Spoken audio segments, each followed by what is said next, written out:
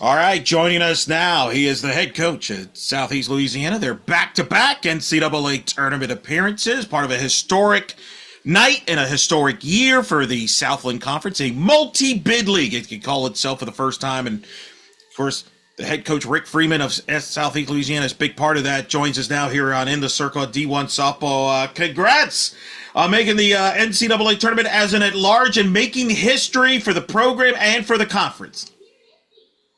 Thank you. It's extremely exciting times. I mean, another feat that's been accomplished. When I came here, I told J.R. Tiggs, I said, I'm coming there to do what's never been done before, and this is one of those things. And I say that with complete humility. But this bunch is special, and I'm just glad they get to lace up their cleats again. So we're looking forward to it. Take me through what was the day like for you? What was the last week like? Since obviously the conference tournament you got upended by Lamar, it had to be excruciating. What was it like for the week and then leading up to the show? Yeah, I mean, we win the regular season for the first time in 42 years in program's history. We host the pod as the 1 seed, bumping through the bracket and lose an extra inning, 1-run loss, and then again extra inning 1-run loss. And I never thought that would have happened in our own bracket. Typically, we play extremely well at the end of the season, and then all of a sudden it goes to probably one of the longest weeks of my life. You're sitting there, and we didn't practice. Just gave the team off. Was still hopeful that we had a resume with playing that tough schedule in the month of February that we did.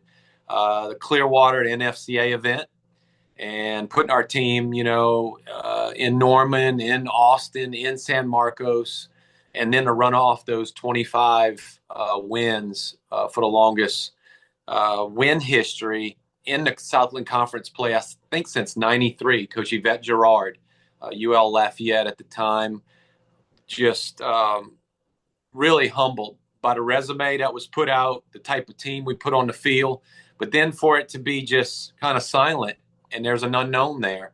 And then is the body of work going to hold up? And I knew that this team was special. This is the best team I've coached in 25 years.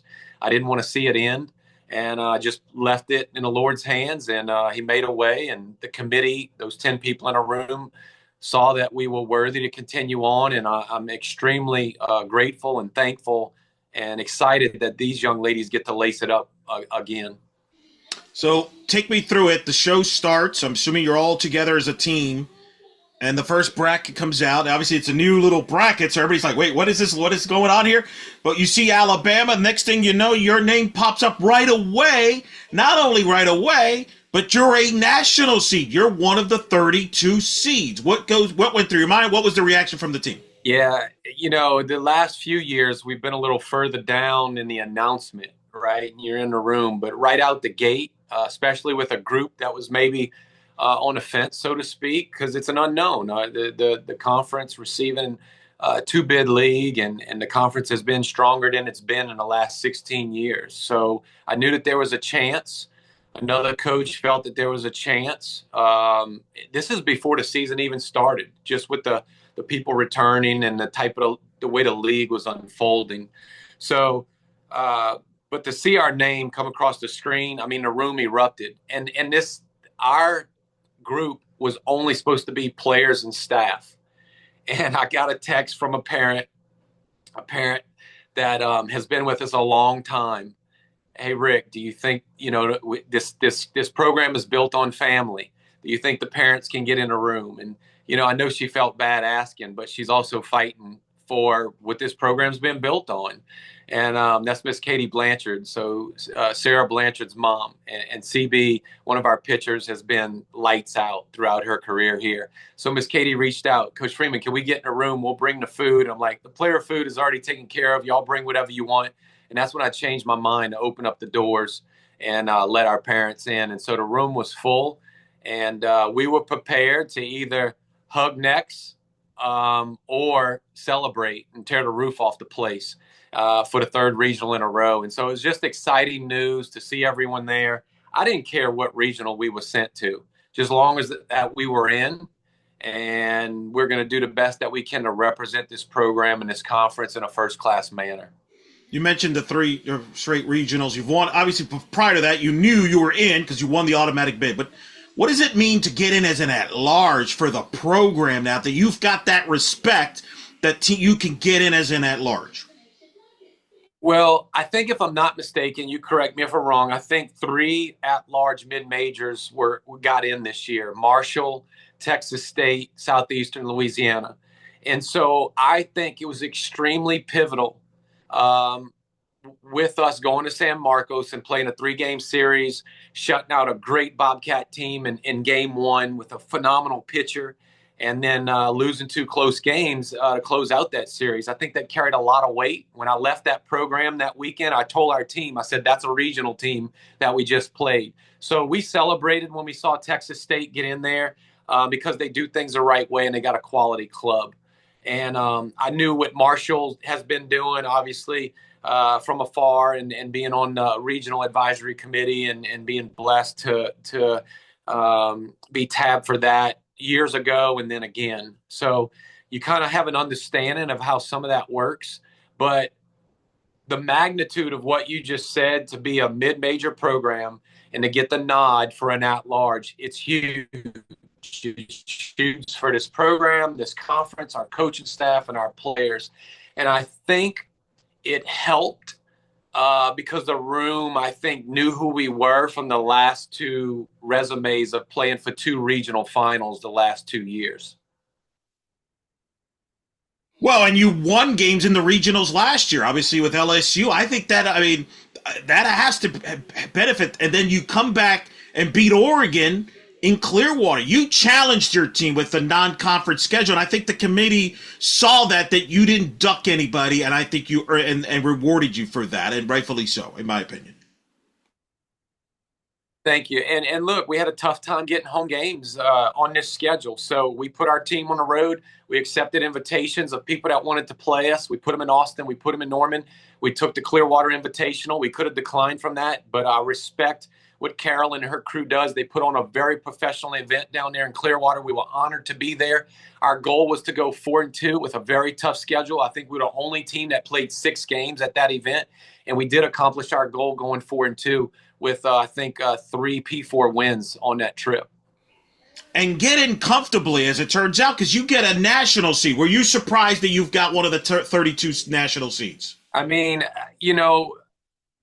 surprised in a sense, but there's a lot of coaches out there and people in the softball community that respects what we're doing and how we're trying to do things the right way. Put a good brand of softball, a tough team on the field, respect the game, respect umpires, play hard, and push all the buttons in all areas of the game. Want a well-balanced team, and sometimes we may come up short, but our team is going to play hard every time they take the field, and that's what's important to me, and try and do it the right way. Also, I think tip of the cap to McNeese. Great rivalry you two have developed. You swept McNeese in the regular season. I think that was a big part of the resume because McNeese has some great wins in their resume. They end up winning the automatic bid, and I think that also helped the committee feel comfortable about putting both of you in and certainly make it historic for the Southland to be a multi-bid league. Teams don't go into Lake Charles and sweep the McNeese Cowgirls. I can tell you that. But it was done this year, and we've had some great rivalry games. I mean, pretty much every game throughout, the last 5 or 6 years typically will end in walk-off fashion or something along. It's always exciting. And James does a phenomenal job there with his program, and we respect one another. He sent me a text earlier once we were in, and, I spoke to him recently, just congratulating him on getting his team back to championship play, to play for another championship. So, when people do things a certain way, I want to tip my cap to them. So, yes, rightfully so. McNeese done a great job of putting that resume out there. But at the same time, I think it was wonderful for us to go down there and take all 3 games, which was a tough series and a tough environment against a good team. And I think that did carry some weight because this conference, a lot of people don't know this, but for the last 4 years between McNeese and Southeastern, Southeastern the last 2 years, McNeese the 2 years before that. So 4 years in a row, this conference has played for a regional final for 4 consecutive years. That's a fantastic stat. I love this stat. I love how you're bringing stats into this. And I'll give you a couple here. Southland top 10 league this year.